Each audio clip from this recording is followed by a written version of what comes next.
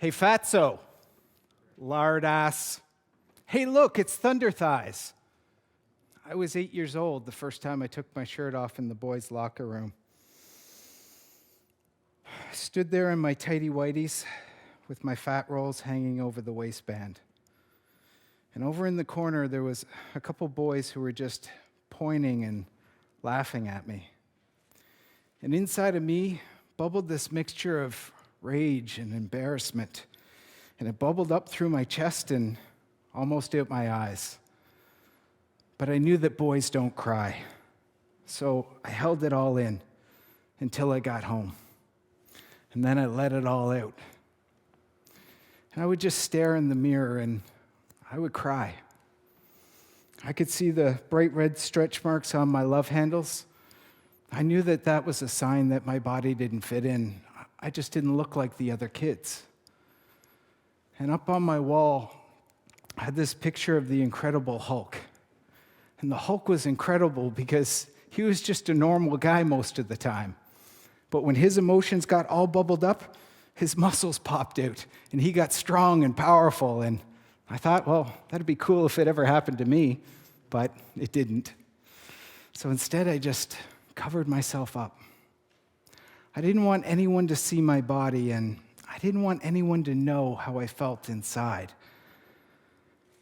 And I stayed the fat kid up until the age of 15. And then at 15, well, my hormones started going crazy, and all my guy friends were losing their virginity. One by one, they were getting to the end zone, and me, I was stuck in the friend zone. I wanted a girlfriend so bad, but I knew I would have to change my body. So I started working out and lifting weights, and 12 months later, I completely transformed myself. I lost 85 pounds. And wouldn't you know it, along came Charlotte. Charlotte was my first real girlfriend. Oh, I was so in love. I was the smitten kitten. And the big night finally rolled around. I wanted it to be perfect. So, put on a nice cologne. I had minty fresh breath. And I laid out a nice warm fuzzy blanket in the backseat of my parents' Ford Explorer. Oh yeah, it was the shaggin' wagon, baby. The windows were fogging up, the clothes were coming off. But guess what stayed on? Well, the condom stayed on. That was good.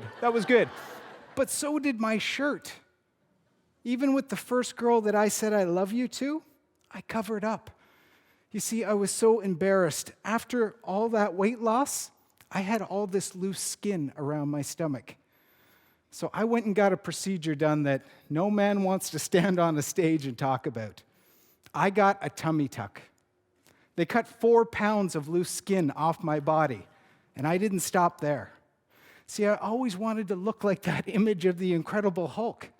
So I hired a bodybuilding coach, and I entered a bodybuilding show. Yeah, me, the fat kid. I started lifting weights and drinking protein shakes until the morning of the show rolled around.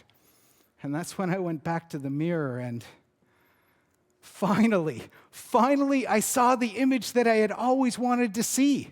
I had ripped abs and bulging biceps. I looked incredible, like the Hulk. And as I pumped myself up backstage, I thought, I wish those bullies could see me now. And then they called my name, and I strutted out onto that stage, this time no tighty whities. And I hit my first pose, and I looked out into the crowd, and that's when everything just went blank. And it was like I was transported right back to that locker room. It was all a big lie. I had changed everything on the outside, and still somehow on the inside, I felt like that little 8-year-old boy. Just so worried that somebody was going to say, hey, fatso, you don't belong up there. And in my journey from fat to fit, as my body's evolved through all these different versions of myself, here's what I've learned. Real strength comes when we face our fears of judgment and criticism.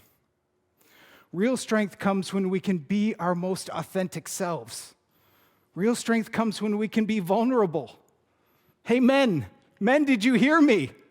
Vulnerability, it's a superpower.